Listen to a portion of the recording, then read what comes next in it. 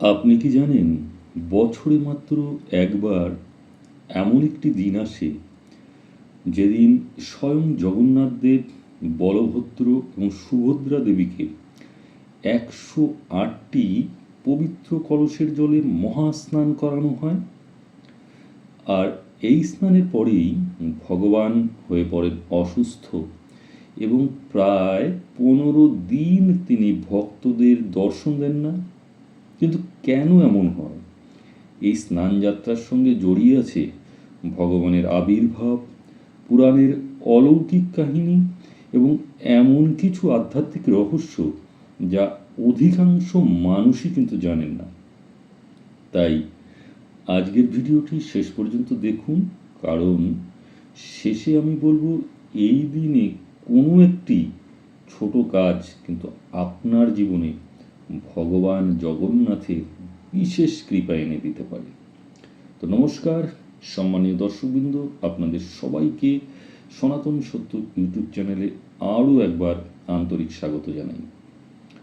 তো বিশুদ্ধ সিদ্ধান্ত পঞ্জিকা মতে আজকে কিন্তু পবিত্র জগন্নাথ দেবের স্নানযাত্রা পালিত হয়ে গেছে, যাকে অনেকেই জগন্নাথ দেবের আবির্ভাব উৎসব বলে মানেন।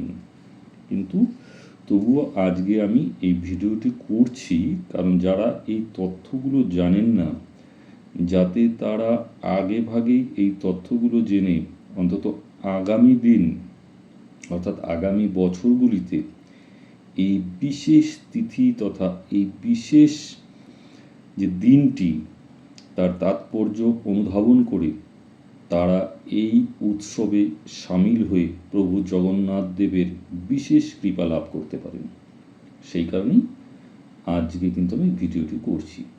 তো পুরীর শ্রীমন্দিরে এই জগন্নাথ দেবের উৎসব অত্যন্ত জাঁকজমকের সঙ্গে পালিত হয়। লক্ষ লক্ষ ভক্ত এই দিনের অপেক্ষায় থাকেন। সারা দেশ জুড়ে পৃথিবীর বিভিন্ন জায়গা থেকে সনাতনী ধর্মাবলম্বীরা এই বিশেষ উৎসবে কিন্তু সামিল হন। তো আজকের এই ভিডিওতে আমরা জানব কেন স্নানযাত্রা পালিত হয় আর কেনই বা 108টি কলসের জল ব্যবহার করা হয়। স্নানের পরে কেন ভগবান জগন্নাথ দেব অসুস্থ হন এবং এই দিনে কী করলে ভগবানের বিশেষ আশীর্বাদ লাভ করা যায়। তো চলুন প্রথমেই আমরা জেনে নিই স্নানযাত্রা কী। জ্যৈষ্ঠ পূর্ণিমা তিথিতে অনুষ্ঠিত হয় স্নানযাত্রা। এদিন জগন্নাথ, বলভদ্র, সুভদ্রা এবং সুদর্শন চক্রকে মন্দিরের গর্ভগৃহ থেকে বের করে বিশেষ স্নানবেদিতে আনা হয়। এই দিনটিকে বহু বৈষ্ণব ভক্ত ভগবান জগন্নাথের আবির্ভাব দিবস হিসেবেও পালন করে থাকেন। এবার বলবো যে কেন 108টি কলসের জল ব্যবহার করা হয়। শাস্ত্র মতে 108 সংখ্যাটি অত্যন্ত পবিত্র। 108টি স্বর্ণ, রৌপ্য বা পবিত্র কলসে সুগন্ধি জল, চন্দন, কর্পূর এবং বিভিন্ন পবিত্র দ্রব্য মিশিয়ে ঈশ্বর জগন্নাথকে মহাস্নান করানো হয়। এই 108 সংখ্যা বোঝায় 108টি উপনিষদ, 108টি দিব্যনাম এবং বিশ্ব ব্রহ্মাণ্ডের পূর্ণতার প্রতীক। এই মহাস্নান শুধু বাহ্যিক নয়, এটি সমগ্র বিশ্বজগতের শুদ্ধির প্রতীক বলেও মনে করা হয়। এবার বলবো স্নানের পরে কেন অসুস্থ হন শ্রী জগন্নাথ। এটি কিন্তু স্নানযাত্রার সবচেয়ে আশ্চর্য রহস্যের ব্যাপার। লোকবিশ্বাস অনুযায়ী টানা ঠান্ডা জল দিয়ে মহাস্নানের পর ভগবান জগন্নাথ জ্বরে আক্রান্ত হন। এরপর শুরু হয় অনবাসর বা অনসারা পর্ব, অর্থাৎ প্রায় 15 দিন ভগবান বিশ্রামে থাকেন। এই সময় সাধারণ ভক্তরা তার দর্শন কিন্তু পান না। বিশ্বাস করা হয় এই সময় দেবরাজ বৈদ্য তার চিকিৎসা করেন।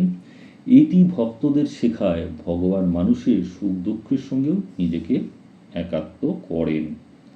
এরপর কি হয়, চিকিৎসা শেষে ভগবান নতুন রূপে প্রকাশিত হন।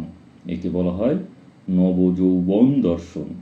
আর এরপরেই শুরু হয় সেই বিশ্ববিখ্যাত রথযাত্রা, অর্থাৎ স্নান যাত্রার মধ্যে দিয়ে কিন্তু রথযাত্রার সূচনা করব। এবার চলুন আমরা জেনে নিই যে এই বিশেষ দিনে আপনি কি করবেন। যদি সম্ভব হয় ভগবানকে জগন্নাথকে চন্দন, তুলসী এবং ফুল নিবেদন করুন। ওম নমো ভগবতে বাসুদেবায় অথবা জয় জগন্নাথ নাম জপ করুন। দরিদ্র মানুষকে অন্ন, ফল বা জল দান করুন। গীতার অন্তত একটি অধ্যায় অথবা বিষ্ণু সহস্রনাম পাঠ করলে বিশেষ পুণ্য লাভ হয় বলে বৈষ্ণব শাস্ত্রে উল্লেখ করা হয়েছে।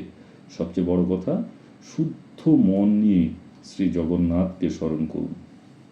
এবার চলুন জেনে নিই স্নান যাত্রা আমাদের কি আধ্যাত্মিক শিক্ষা দেয়। স্নান যাত্রা আমাদের শেখায় শরীর যেমন পরিষ্কার পরিচ্ছন্ন রাখা প্রয়োজন, তেমনি মনকেও অহংকার, হিংসা, ক্রোধ এবং লোভ থেকে শুদ্ধ করতে হবে। ভগবান নিজেই যেন আমাদের শিক্ষা দেন, পবিত্রতা কেবল বাহ্যিক নয়, অন্তরের পবিত্রতাই প্রকৃত ভক্তির লক্ষণ। তো জগন্নাথ দেবের স্নানযাত্রা কেবল একটি উৎসব নয়, এটি ভক্তি, আত্মশুদ্ধি, সেবা এবং ঈশ্বরের প্রতি সম্পূর্ণ আত্মসমর্পণের এক অপূর্ব বার্তা। যে ব্যক্তি এই দিনে আন্তরিক ভক্তি করে ভগবানকে স্মরণ করেন, তার জীবনে শুভ শক্তির সঞ্চার হয়, এমন বিশ্বাস কিন্তু সনাতন হিন্দু শাস্ত্রে যুগ যুগ ধরে চলে আসছে। তাই আসুন এই পবিত্র দিনে আমরা সবাই একবার অন্তত অন্তর থেকে বলি জয় জগন্নাথ, জয় বলভদ্র, জয় মা সুভদ্রা। তো সম্মানীয় দর্শকবৃন্দ, যদি আজকের ভিডিওটি আপনাদের ভালো লেগে থাকে তাহলে অবশ্যই ভিডিওটিকে লাইক করুন এবং শেয়ার করুন, এবং যাতে আরও অনেক ভক্ত জগন্নাথ দেবের এই পবিত্র স্নান যাত্রার মাহাত্ম্য জানতে পারেন। এবং আপনি যদি একজন জগন্নাথের ভক্ত হন তাহলে কমেন্টে একবার লিখুন জয় জগন্নাথ এবং ভিডিওটিকে শেয়ার করুন। আর এমনই আধ্যাত্মিক বিষয় সম্পর্কে জানতে হলে চ্যানেলটিকে সাবস্ক্রাইব করে পাশে থাকা বেল আইকনটি চাপতে ভুলবেন না। ধন্যবাদ। জয় জগন্নাথ।